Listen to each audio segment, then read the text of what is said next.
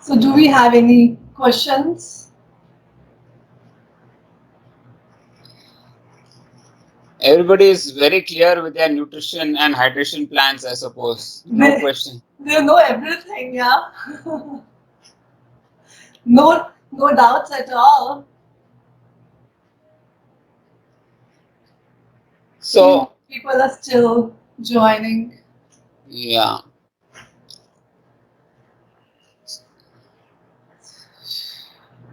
So, Hey, yes, yeah, Sunil, I have a small doubt. yeah, sure. Tell now. Yeah, yeah, yeah. Dr. Samta, so simple thing is like during this time, right? We generally don't go out and drink more than around 45 days. I'm just at home. And one of the things is like sometimes it gets quite stressful. Like if you see the working style also, I start quite early and then it is like quite stressful by the time I finish it. By evening, like I start work till like 8:30 or 9 in the night. And what happens because of that is like the amount of willpower I have like on food generally starts reducing in the evening, and then I start like binge eating a lot. So yeah, do you have any advice on that? Like I know like see, it's like one thing is like building up that stress, which I couldn't avoid for some reason because there's like some things we couldn't like I can't work less also. But how can I avoid? Are there any Can you please alternatives to avoid? speak little loudly? Yeah. Can you hear me now? Is it better? Yes, yes. Yeah. So, like, okay, what I was telling is basically during these stressful times, we start ending up working quite longer, and the amount of stress that gets built up is quite high, right? And what is happening Yes. is in the evening, the amount of willpower to stop eating is coming down. So I start ending up eating, like, say, sometimes chocolates or few other things, which I should not. I generally don't do. Like, if I end up to work faster. See, weekends I don't do all these things, but on weekdays, so do you have like any alternatives where it can help us to Yeah, yeah, reduce? sure. Yeah. See, the first thing is you have to reduce your stress levels, and the stress level you can reduce by doing the meditation and the deep breathing. And moreover, you can, walk around inside your house, and you can opt for the healthy options, like you can go for the green vegetables and fruits and nuts and seeds. See, if you take the whole food in your daily thing.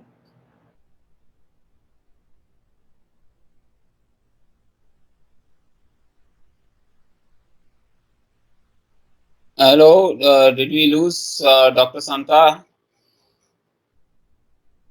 Yeah, I can't hear her. Oh, yeah, I think she's,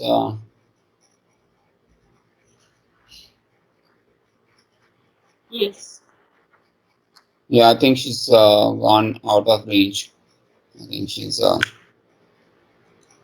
so, Maddie, to answer your question, basically, um, this type of eating, there is a term that is called, that is, it's not binge eating. It is, you can call it as, uh, you know, mindless eating. You can call it. It is a particular behavior because what happens is when you're under stress or when you're, working a lot, what happens is mind obviously needs a way to distract itself, and what it tries to do is you try to reach out for some stuff that is there. Wait a minute, I think Dr. Samta is calling me. I just take her call. Just a minute. Hello.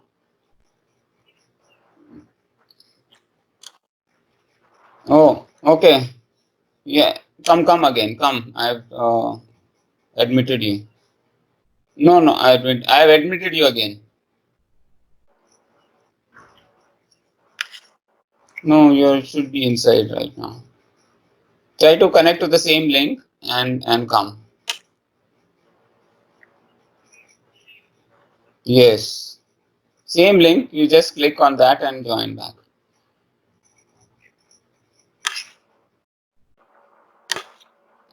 So basically, that is the kind of behavior you need to be very cognizant of. That's number one. Number two, what I would suggest is, in case you're having this habit, I would suggest substitute it with nutritious food. Like for example, you instead of putting biscuits or any type of fried foods, I would suggest you should go in for. Let me just mute. So Hello, I would guys. say, yeah, I'm just answering Maddie's question. Okay. Yeah, sorry, we just got disconnected. Yeah. So I'm just giving my suggestion. So here, so what I would suggest is substitute it with nutritious food like walnuts, cashews, which can be little healthier and as well as filling. So even if you are binge eating, you're not binge eating food that is going to be harmful for you. That is one technique which even I have used sometimes to overcome this binge eating stuff. So if you keep junk food around you, you will obviously eat. So keep a lot of fruits, keep a lot of cashews, almonds, walnuts, and I think your urge for binge eating will definitely get lower, and it won't be harmful. Yeah, Dr. Samta, you can. Yeah, the thing is, don't keep the junk food at home. If you keep the junk food at home, obviously you will end up eating that. And the other thing is, whenever we grab for the food, just make sure that include all the six tastes in your diet. If you eat the balanced diet, then you don't need to, grab for the food. So don't eat like too much of the salt in your diet or like too much of the sweetness in your diet. So whenever we eat too much salty diet, we always crave for something sweet. And if we eat too much of the sweet in our diet, we always crave for the salt. So just keep the balance of all the taste in the diet, like the carbs, proteins, and fats. Just keep the balance in your diet, and always keep the healthy foods. So if you have the healthy foods at home, you will always end up eating the healthy stuff. So there is a lot of examples for that. You have nuts, you have seeds, you have fruits. So I think just try to eat like the balanced diet. Sure. Thanks, Sampa. I have a Hi, quick question here. hi. Hello, Yes, hello. are you able to hear me? Yes, yes. Tell Okay. me. So the question I had is, can I add peanuts to that list of cashews and walnuts and everything, or is that not considered a good thing? Yeah, peanut is the good thing because peanut is having a lot of protein in it, but just make sure to eat it in the limited quantities because So, like a hand, calories. is a handful of peanuts every day okay? Yes, it's okay. Okay, all right. Just a word of caution here. What I would suggest is uh, the peanuts that you get in the market. They are always of a substandard quality. So what what the best way to have peanuts is you get those peanuts with shells. If you can boil them and with a little bit of salt and you can have them, that is best, because peanuts when you have it with seed with the cover shell, it's much better. And I say shell, it is not the outer shell, okay? I'm saying the inner skin. That peel, yeah, peel of The the. peel, yeah, the peel of the peanut is much more nutritious. So having that is much better than going to getting Haldiram's peanut, which is salted and which has way more sodium than it's supposed to have. So and most of them are having a lot of fungus in them. So you need to be careful at least when you're having peanuts from packed stuff. And Yeah, yeah, I usually roast a handful of peanuts in microwave without salt or anything with the skin and have those. But someone was saying if you eat it every day, it's harmful. No, no, it's not. see, Okay. the first thing is it like suits you because most of the people get acid reflux after like eating peanuts. If like you're not getting the acid reflux, then you can have the handful of peanuts every day. And moreover, try to do it on the stove. Just try to, roast it on your pan on the stove with little of the ghee, or you can say the olive oil or the coconut oil. You Okay. can, this is the best way of roasting it. Instead of the microwave. Okay. Yes, yes. Because Okay. microwave has their own, like, radiation thing. So better to avoid it. All right. Great. Thanks. Hi, Dr. Samta and Sunil. This is Sachin. Yeah, hi Sachin. Hi. I have three questions actually. I'm going to make it really quick so that you can help answer. Yeah, First of all, thanks for your suggestion 2 months back about that vitamin D thing. So, yeah, I had a slight deficiency and I've been having it since then. And it's good. So my questions are, first one is about, so essentially about 3 years back, I was a 77, 78-year-old person, okay? And today I weigh about 65, 66. So it's happened because of various things, lifestyle changes, posture correction, and intermittent fasting, and so on and so forth. So I feel good. Having said that, I actually want to put on a little bit of muscle mass, and put on the good quality muscles rather than fat. So, what food should I be focusing on to build on natural food, as you always suggest? Should I yes, focus on to put on muscle mass? yes. Should I ask all three questions? And actually, yeah, I'll wait for Yeah, the answer. let me, answer that. Then after that, you can ask your second question. Sure. Is it okay? Okay.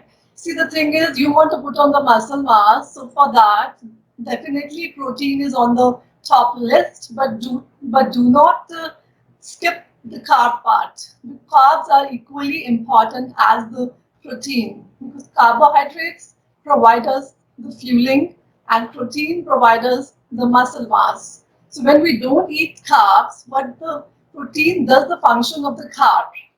The carbs function is to spare the protein.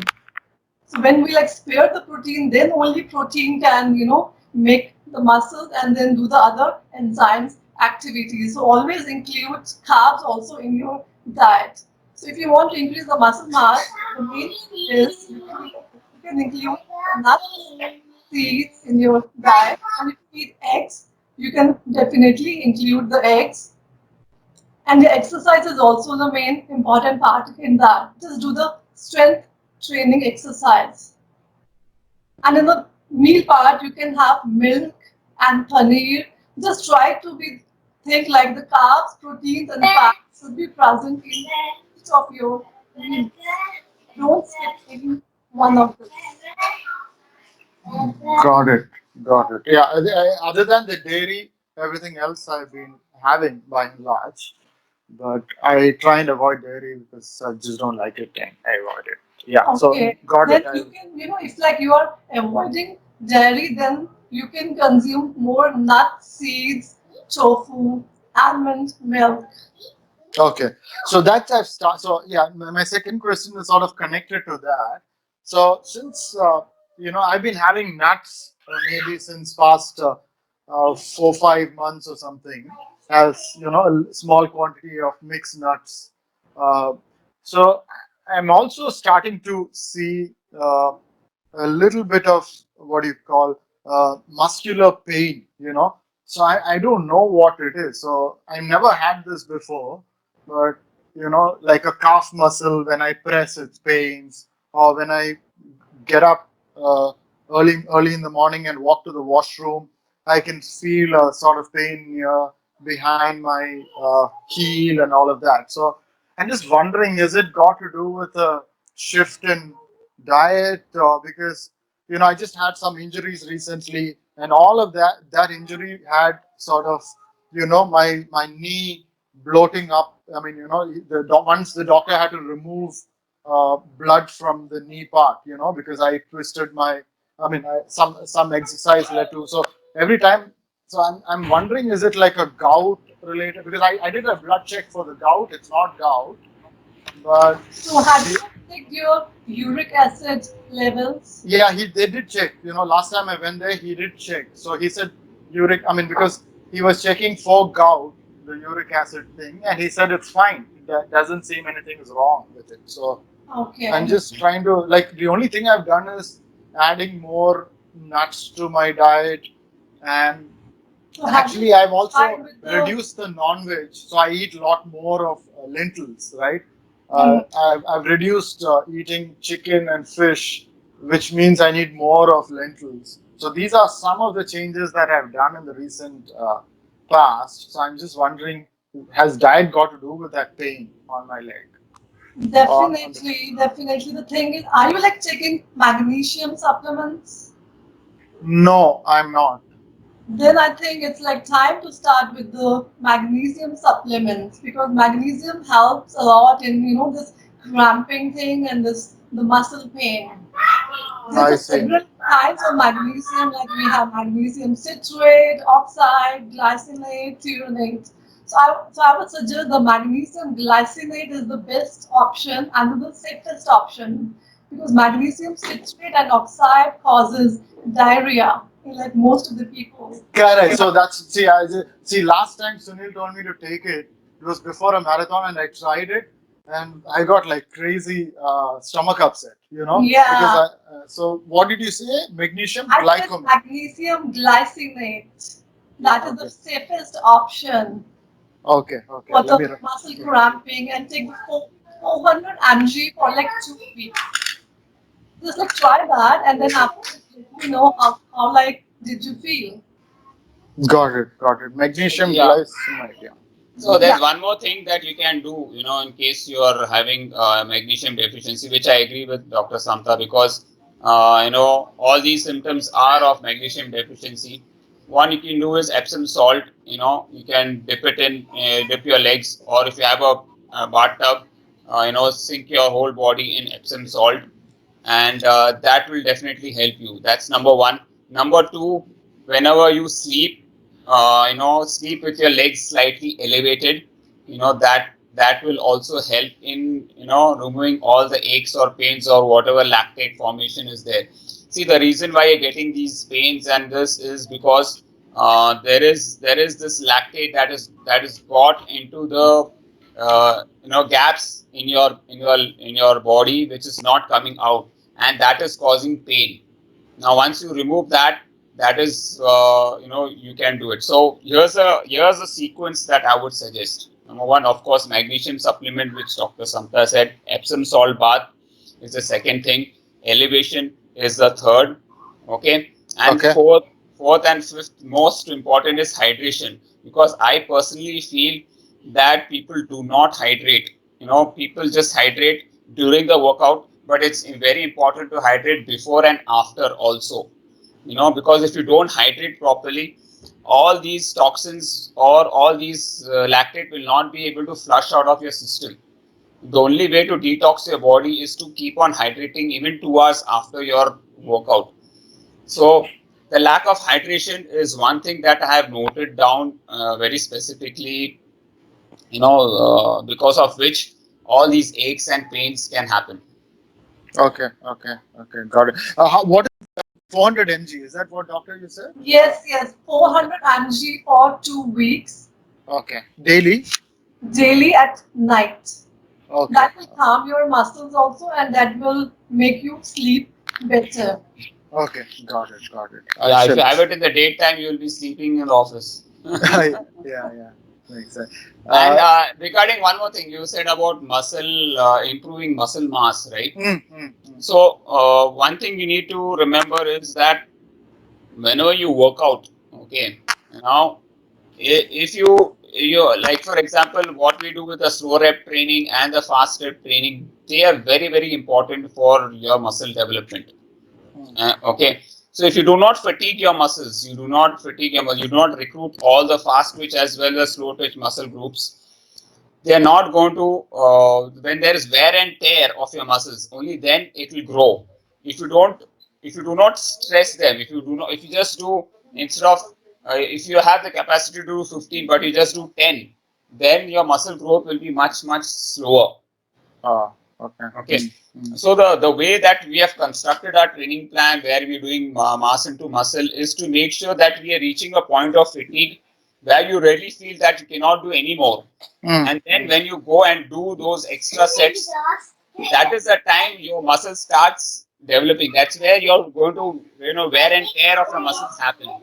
And that's where you will be able to, and then once you have, those protocols of having, let's say, egg, or if you're used to egg, or if you're a vegan completely, then, going for sprouts or paneer or whatever, those things will definitely help in, making sure that you get the required protein from your food. Got it. Got it. Yeah. Thank you. Thank you very much. The last one, quickly. Sorry, I'm taking so much time. Again, I've after different mind-body challenges that I heard about, I've reduced or actually almost stopped the white sugar intake. Right. So, however, I've been having homemade stuff made out of brown sugar and maple syrup. Those both are okay, or what do you think? I mean, can I eat it guilt free, or what is your? See, the thing is, brown sugar is still the sugar, so you cannot eat it guilt free. You have to eat it in a limited quantity. Rather than you can switch to the organic honey. Hmm. That's much like better option, and the other option is organic jaggery. Yeah. How about the maple syrup? Yes, maple syrup is also like fine, but still maple syrup is more like the if it's in a processed form. You have Okay. to check on the bottle. It should be non-GMO organic. If you can get hold of the organic maple syrup, then it's okay. But try not to take it every day. And jaggery, you can have it every day in their organic forms. Okay. Okay. Okay. Got it. Yeah, organic honey is very good if you are having, but you have to make sure you do not mix it with milk or hot water or anything, because that is will go rancid. Hmm. I So mean, see, I'm trying to take one step at a time. I'm a person who eats something chocolate made of normal sugar every day. So now I've switched to, like a homemade banana cake and all of that with brown sugar or maple syrup. So, I just want to get there. so I have the sweet craving, which I got, I mean, like chocolate sweet craving, which I See, the kind of have every chocolates, day. you can have the 90% cocoa chocolate, dark chocolate. Okay, okay. That will affect you, positively in your body. You can have a better flow of the blood also. So if whenever you get the chocolate craving, just try to eat it more than 85% cocoa. Okay, okay. Got it. so Yeah.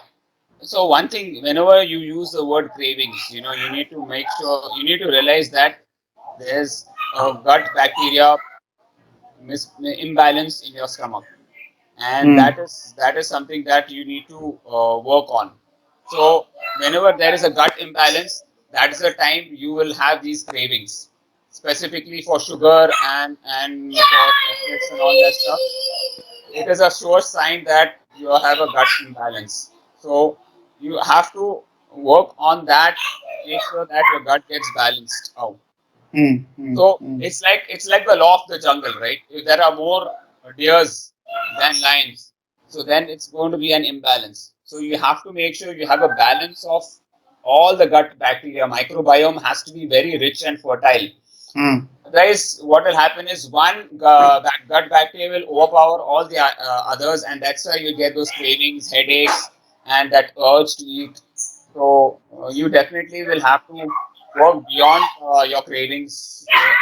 What I would suggest is try to reduce the quantity slowly. The way to come out of a craving is, suppose you're having two bars of chocolate or two pieces of chocolates, just go with 75%, then reduce it to 50, then 25, and then slowly reduce the quantity till you do not feel the craving completely. So you have to, number one thing is, you're going for substitutes which is not helping you.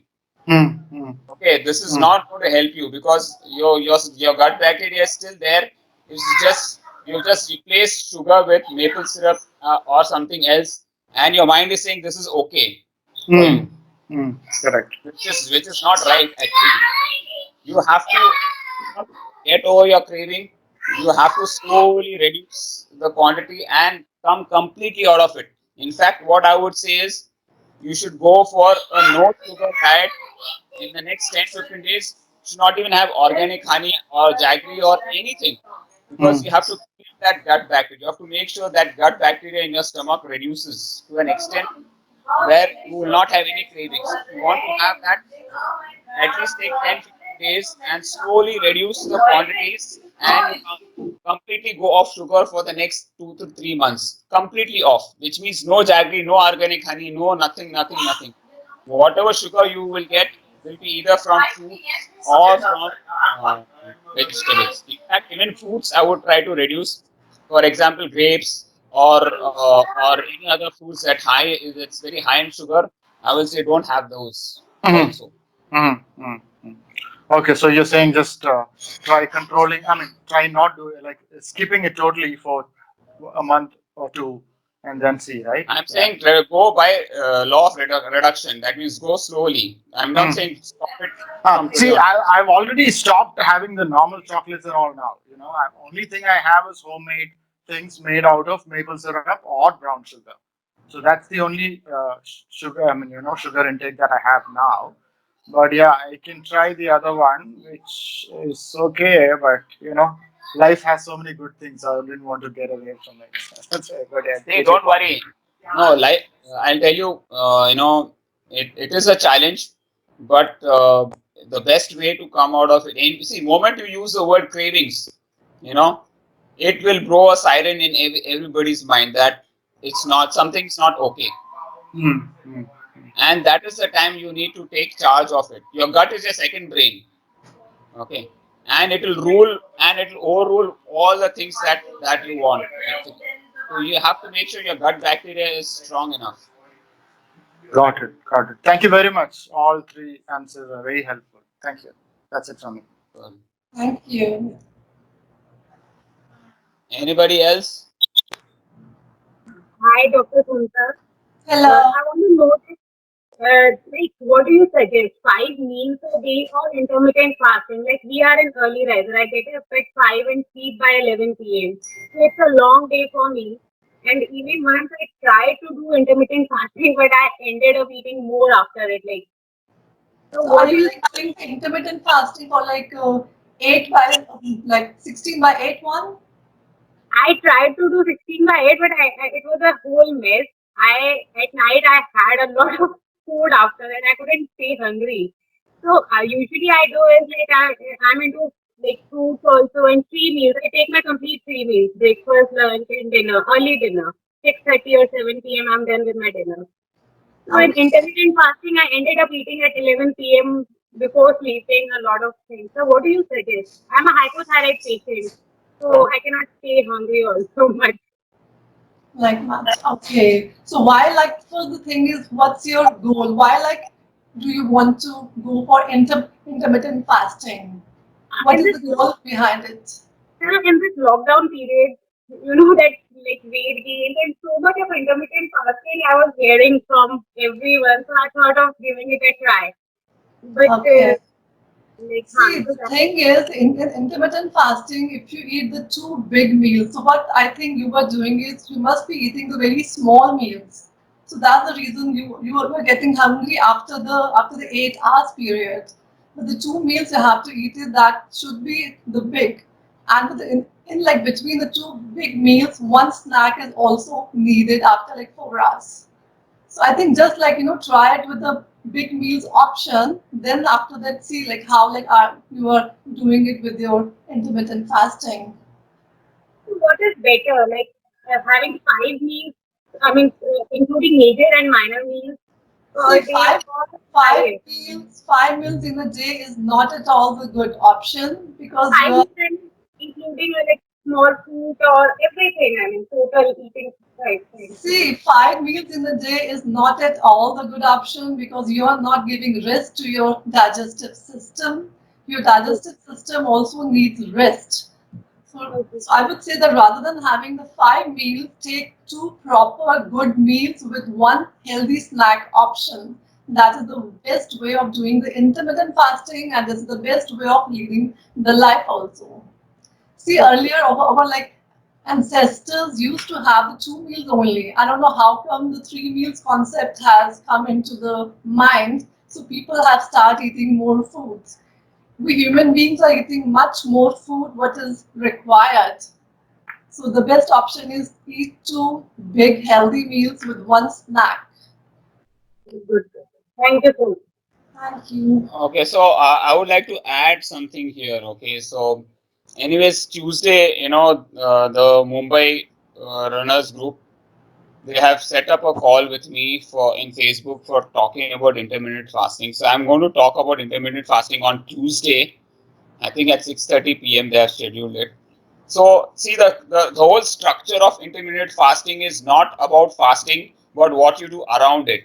Okay, so there's a basic structure to it, and that's the biggest problem that the whole world is facing. The people today are listening about Dixit diet and this diet and that diet and all that, and they only know about the 16-hour period of fasting, but there are way too many things that need to be put. It's like a Lego block. You've not completed the picture when you do that. The number one thing, I'll just give you a brief about this, which I'm going to talk in detail in the on Tuesday also. Is number one is how you eat is very important also. Okay, so chewing your food very slowly and making sure that you're eating it consciously is very important for intermittent fasting also. Number two, there are certain side effects of intermittent fasting which many people do not know or do not accept. One thing is constipation is one of them. Okay, people have constipation issues when they do intermittent fasting, and one way to get rid of or making sure that you do not have constipation is to do enema regularly. Now that is something which people are very shy to talk about. I do it at least once or twice a week personally myself. Okay, I do enema at least once or twice a week, minimum once a week for sure. That's one thing that I do. The second thing that I do around intermittent fasting, I do intermittent fasting every day. Okay, every single day, even if I have a heavy workout or a light workout, I don't do without intermittent fasting. The other thing which people do not do is something which is called as Kunjal Kriya, or we call as Vaman Dhoti. Okay, now what's the difference between Kunjal Kriya and Vaman Dhoti? Now, Kunjal Kriya is where you drink saline water and you clean your stomach and you throw it out the first thing in the morning. So I do that once a week. Okay, specifically Thursdays is day where I do Kunjal Kriya, where I always clean my stomach. So cleaning your internal organs is very important part of intermittent fasting. Okay, if you go by the Western concept of intermittent fasting, they do not know head and tail of intermittent fasting. They only know what they call as time restricted feeding. Okay, they do not know that there is a whole chain of processes that need to be done for this. Now coming back to Vaman Dhoti. Now what is the difference between Kunjal Kriya and Vaman Dhoti? Both process is the same, where you're drinking saline water and coming and taking the water out. But Vaman Dhoti is something where you do the same process, but after 3 to 4 hours of your eating your food. So for example, you go out to a restaurant or you go to any place and you eat some oily food, or you eat something which is not digesting, and after 3 4 hours you're not feeling comfortable. You have to do Vaman Dhoti, where you drink lukewarm saline water, a liter of it, and remove all the undigested food from your stomach. Okay, so that is a cleansing process. Please remember, intermittent fasting is meant to make you healthy and not make you weak.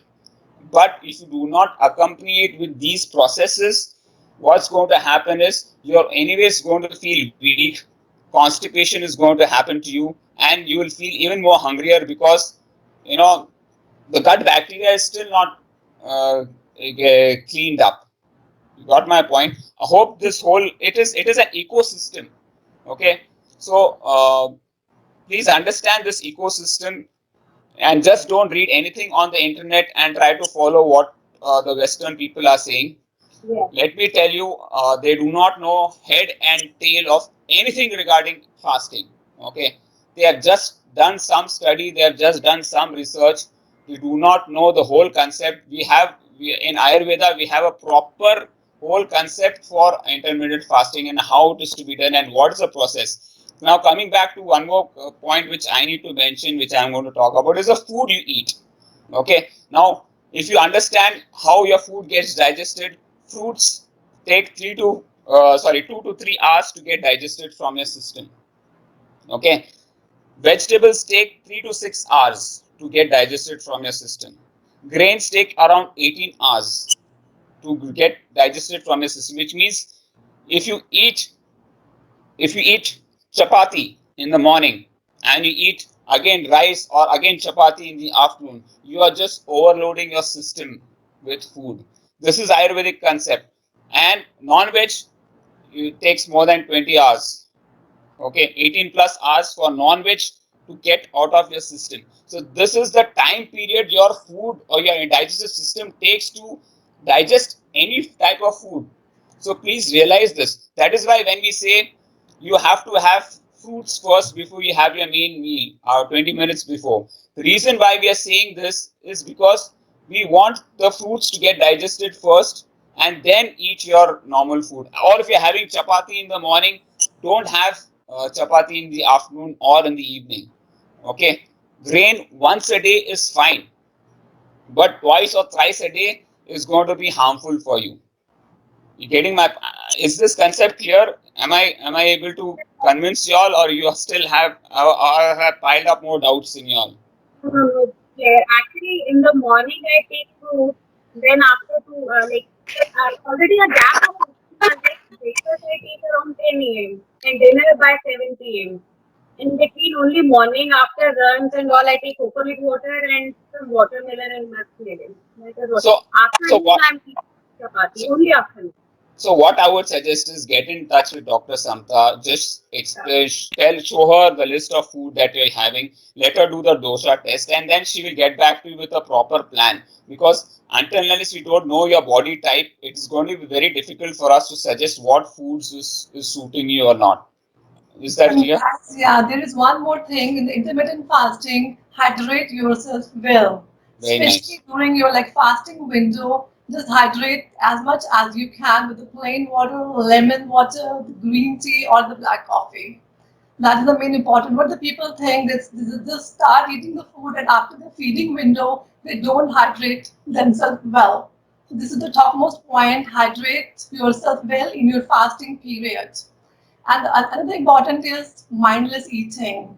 Whenever Hmm. you eat, just turn off the TV, turn off your mobile phone, your laptop. Just concentrate on your eating so that you can have more digestive enzymes and you can have a better digestion. And eat slow. Yes. Chew your food as much as you can until your food gets liquefied. People just gulp the food very fast, so I always advise to them, chew food as much as possible and take 20 to 30 minutes of your time period only for eating. That is Yes. for mindful eating. Yes. And actually, personally for me, eating is a spiritual process because something is you're putting inside your stomach, it's going to become part of your body. It's a huge spiritual process. What I personally do is whenever I'm eating, I'm chanting some or the other mantras, and the reason for chanting mantras is to be, like Dr. Samta said, is to be conscious of what I'm doing and consciously eat the food. When you eat consciously the food, you don't require any supplements, believe me. Okay, I am a very spiritual person. I might not look, but I am a very spiritual person.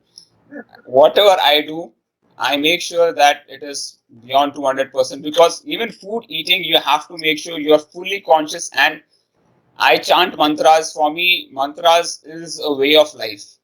Irrespective of where I am, what I am doing, I always chant mantras throughout the day because that makes you more conscious about it. It's not about a religious belief, it's not about anything, it's just being spiritual and understanding yourself more than being being more religious about the thing. There's nothing religious about this whole mantra chanting.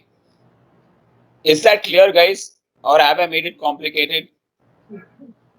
Okay. All clear, superb. Yeah. Okay, so if you don't have any questions, then I would like to talk about um, the June training plan. Any other questions? We can take one more question if anybody wants to ask. Hello. Yeah, hello. Hi. Hi. This is Gaurav over here. Okay, hi, Gaurav. Hi. I have just one question. Actually, I do take my dinner at around 7:30 around in the evening, and by the time I go to bed with kids and all, it takes almost by the time 10:30 and all. Okay. Uh, when I get up in the morning at around and start doing, say, go out for jog or whatever at around 6 o'clock, I don't feel that energetic. I feel really weak, I would say. I think my energy comes only by around 7:30, 8 o'clock. So at 6:30, I really feel so low in energy. My feet are so heavy, and I feel that I am weak. Okay. So are you like taking any like kind of vitamin D supplements or the magnesium supplements? No. No. Okay. See, the first of thing is you have to eat your dinner early.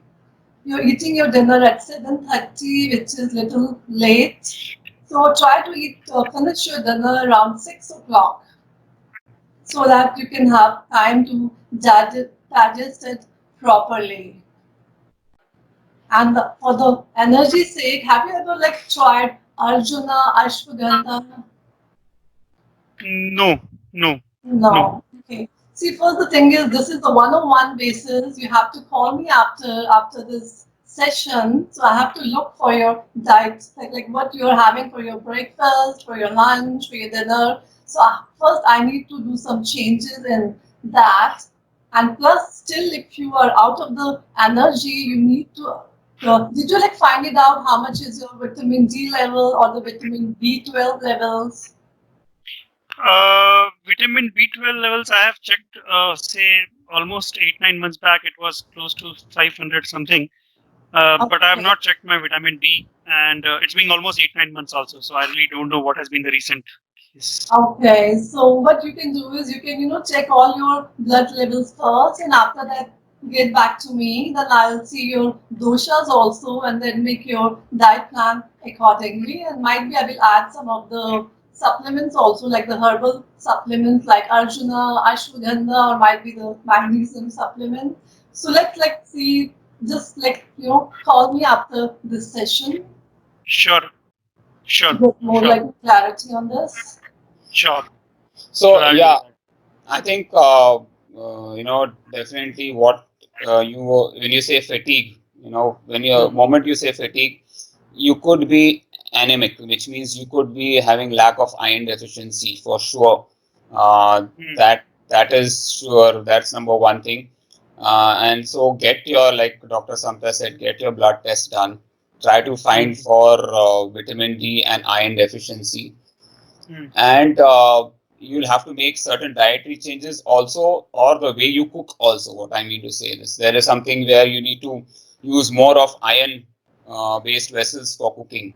And I think if you are having this fatigue, definitely in your family also might be the same thing happening, because it could be that you are iron deficient because you're not having too much of leafy vegetables, or it is not getting digested. So making food in iron based vessels, or you can have this lucky fish iron that you get in the market, and using that to cook your food will definitely improve your iron levels in your body. So fatigue and iron are two things that go together. So get that checked. uh, that said, number second thing that I would say, as soon as you get up in the morning, number one, please realize is that you are in a dehydrated state already. So having at least a liter of lukewarm water is very important. Now, when I say lukewarm, I'm saying lukewarm, not normal room temperature water. Go in for a lukewarm water, because that's much better. And then your morning routine will be set perfectly. So you need not have lime and honey and all that stuff. Plain lukewarm water. So what I have done is I have a flask that I fill at night before going to bed, and it's lukewarm. And in the morning, I just have it while I'm sitting on the bed. So once I do that, I'm completely hydrating myself. First thing in the morning is to first hydrate yourself completely. Then you will automatically get those energy levels. You're getting my point, okay? Yeah, And yeah, so these 2 points, I would definitely say just check it out, and then and please get in touch with Dr. Samta once you do your blood report test, and then she will diagnose what needs to be done further. sure, sure. Thanks. Thanks. Welcome. So now what I'm going to talk about is the next generation training plan. I'm calling it next generation, but that's because we've done a lot of research right now currently on how do we you know plan this future from June onwards, right?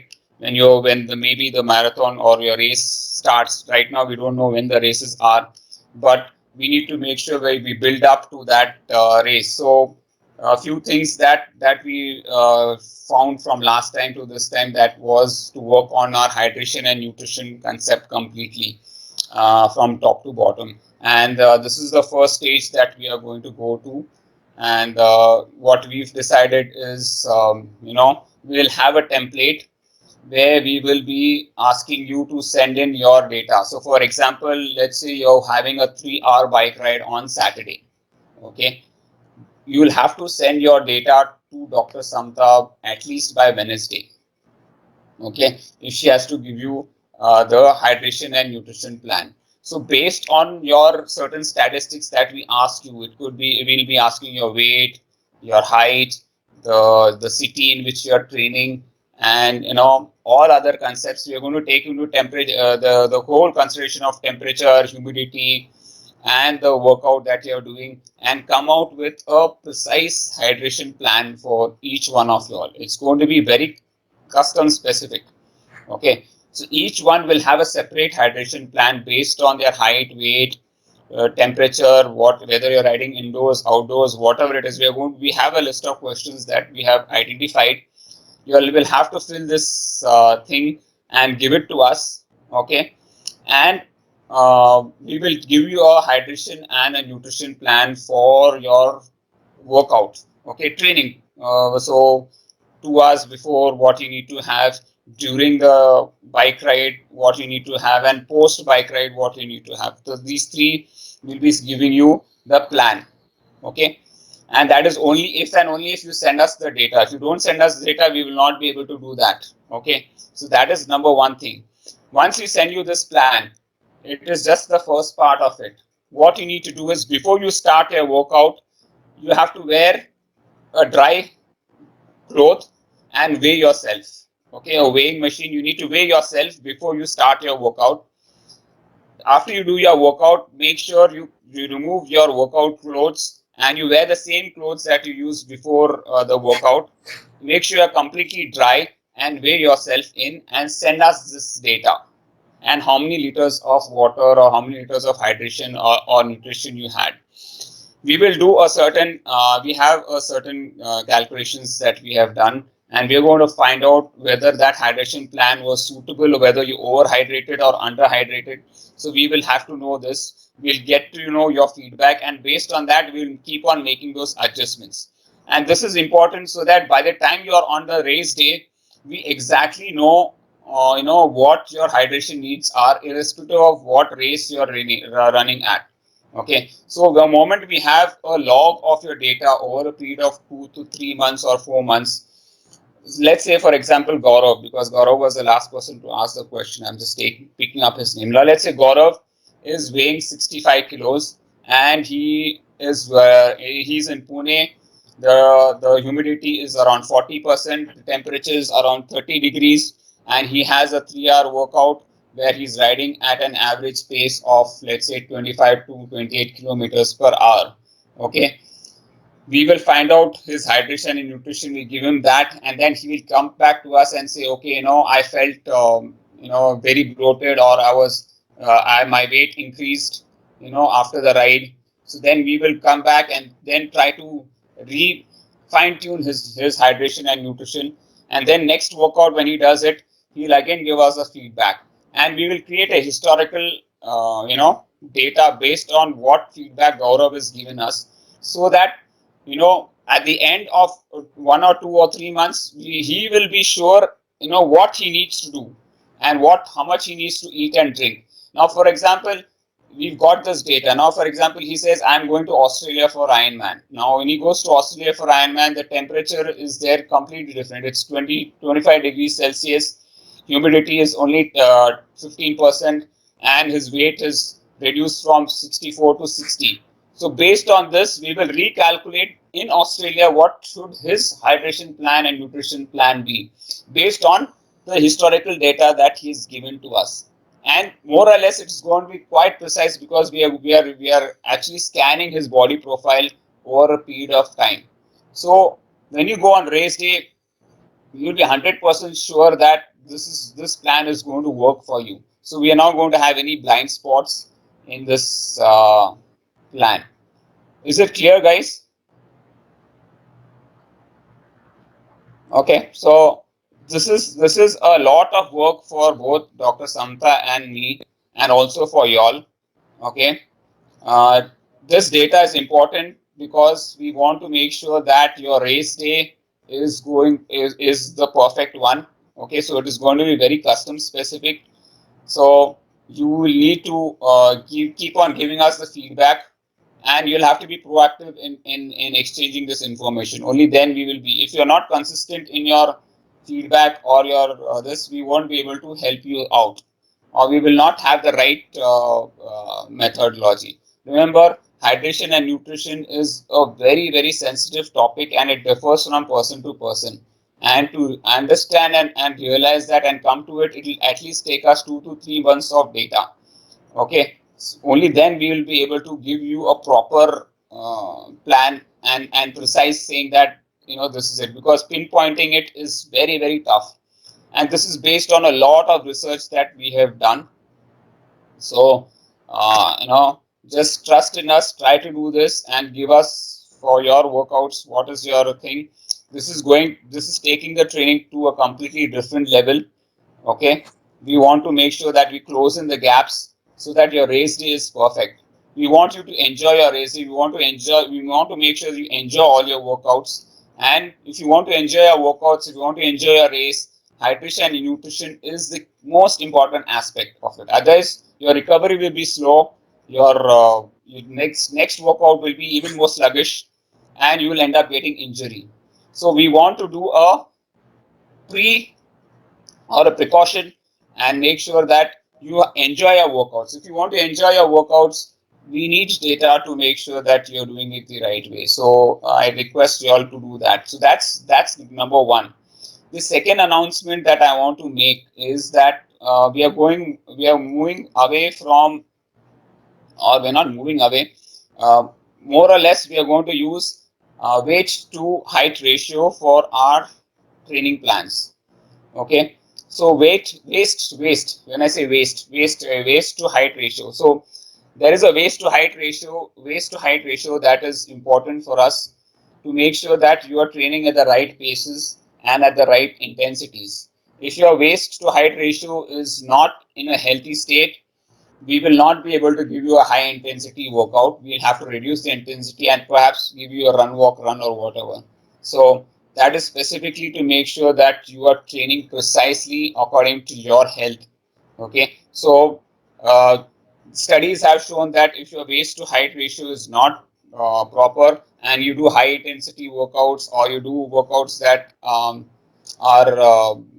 endurance and all, you might end up having heart related issues, okay, or cardiovascular problems. So we don't want that to happen, and we have to take this precaution to make sure, as and when more and more athletes are joining us, of different age groups, we have to make sure that we give them the right training plan that suits their needs.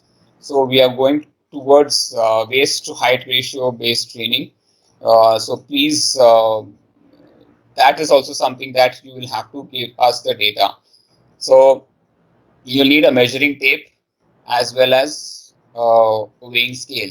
If you don't have, please buy that by the end of this month, because before the next month onwards, we will be going towards that. Do you have any questions regarding this approach, or do you feel this is not the right approach? Please give your honest feedback. You feel this is not going to help you all, or this is going to help you all. Please give any kind of feedback you feel. Sunil, this is Lakshmi here. Actually, this is something very specific training plan that you're working on.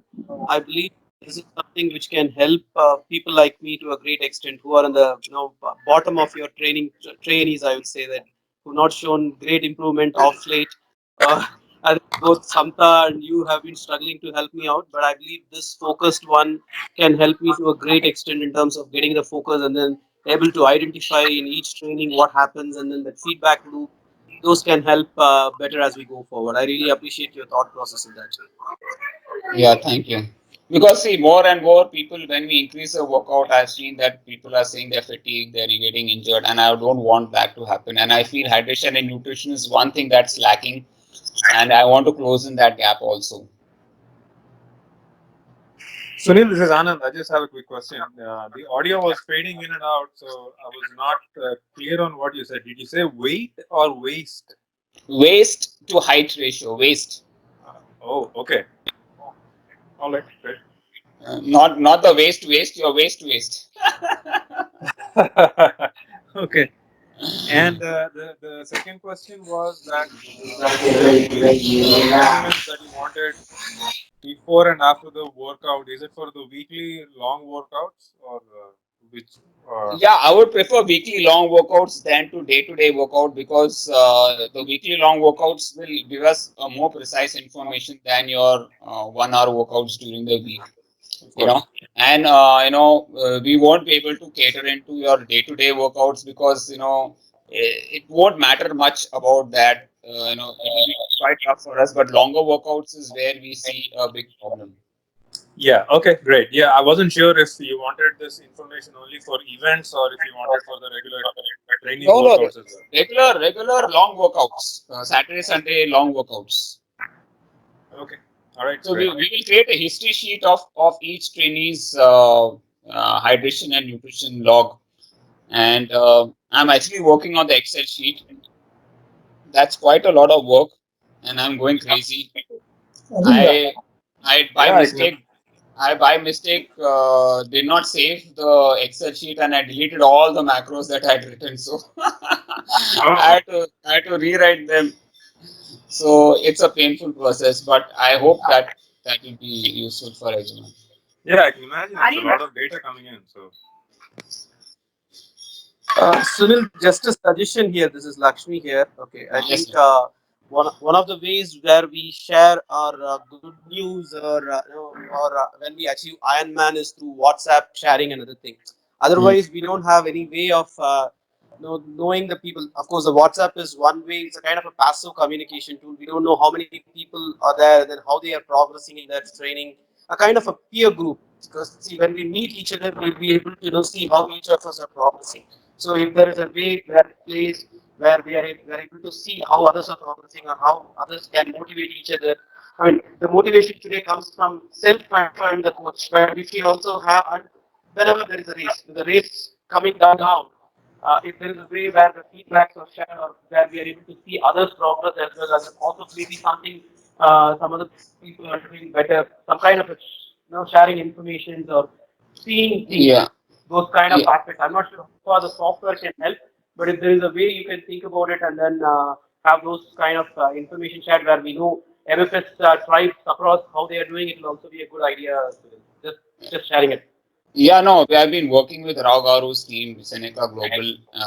They have been helping us creating the website, and Venkat and I have been working with them. We already have a lot of workflows ready.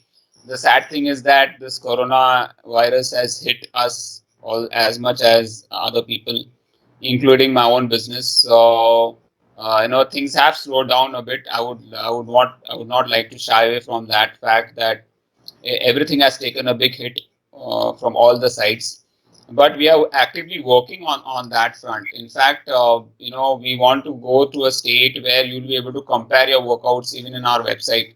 We already have we are working on Strava APIs where we'll be able to read your APIs and try to show you your progress information, which you can easily do that. But yes, these are these are times where we would have already reached it by this month if everything was fine.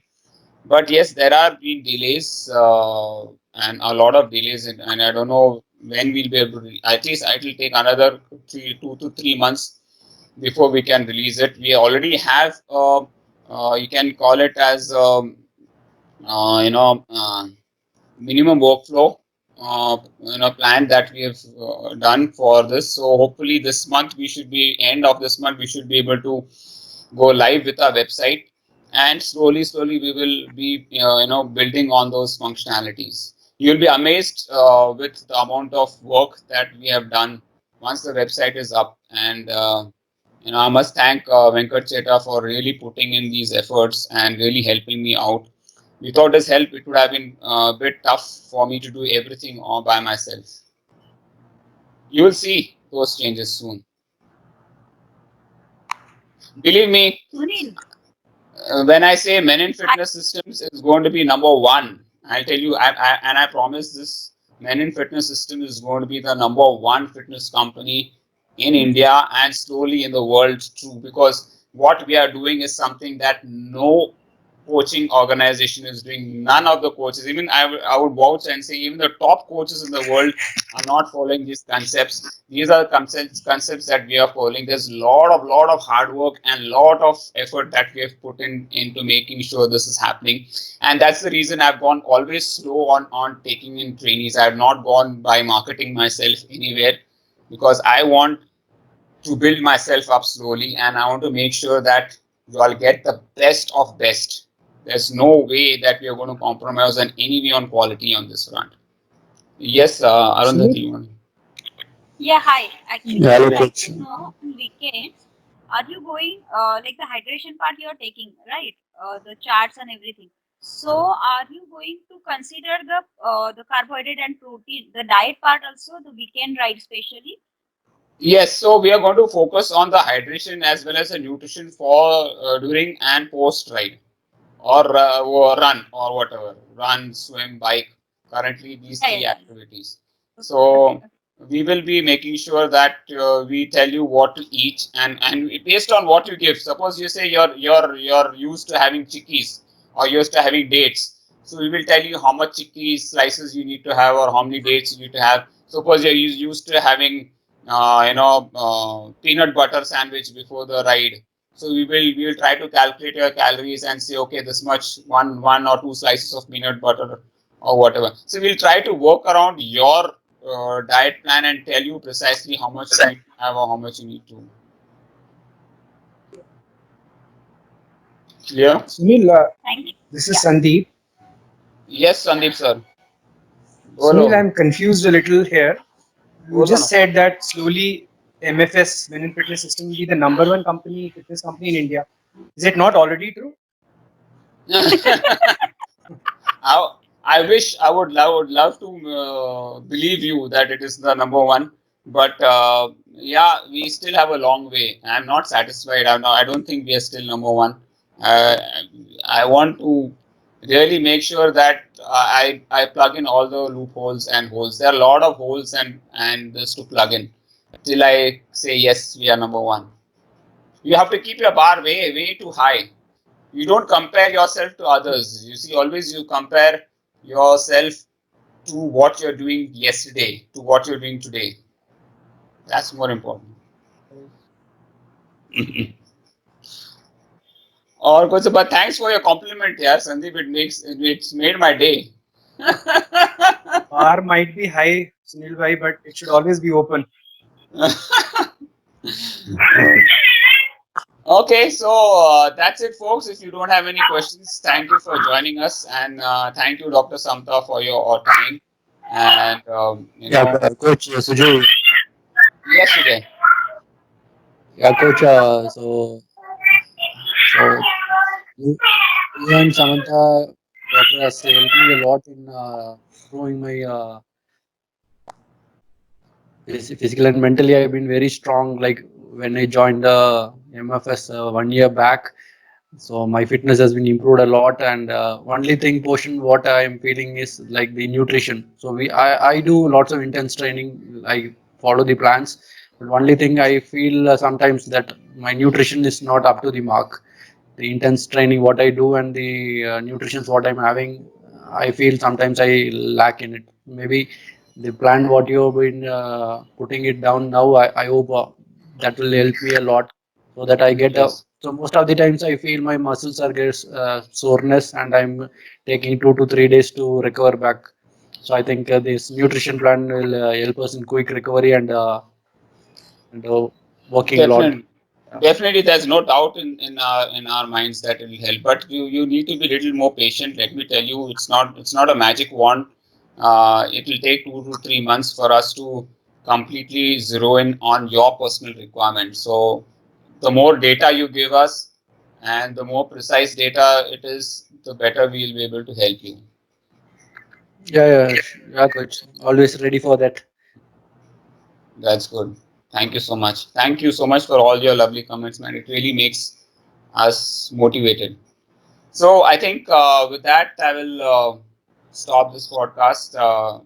Thank you so much for joining in, and be ready for the next phase of training. Let's take ourselves to the next level, and make sure that we enjoy doing what we are doing. There is a lot of data. Don't be hassled by saying you are asking too much information. But yes, that's needed if you want to enjoy your workouts. Okay. So God bless you all. Have a fantastic Thank you, Sunday. And guys. tomorrow there is no class. Okay, 6 o'clock. Don't log in and expect me to send you a meeting. Monica, if you are listening. Okay. Bye bye. Bye Thank you, bye. coach. Bye. Bye. Thank Thank you. you so much. Bye, Bye, everyone. sir. Thank you. Thank you, sir. Thank you. Bye bye. Bye Yeah. bye. Thank you.